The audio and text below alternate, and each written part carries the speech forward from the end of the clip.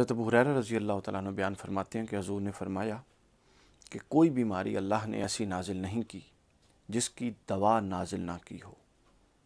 صحیح بخاری حدیث نمبر 5678 اور ابن ماجہ حدیث نمبر 3439۔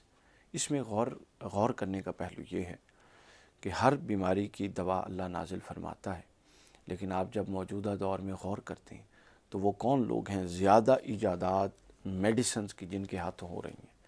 حدیث کی نص بخاری نے بتا دیا کہ وہ اللہ نازل کرتا ہے اس کی دوا تو وہ کن کے دلوں میں اللہ نازل کر رہا ہے؟ وہ لوگ اکثر کثرت سے وہ لوگ جن کو ہم بے ایمان اور کفار و مشرکین کہتے ہیں۔ غور کی بات ہے یہ کیوں ہو رہا ہے؟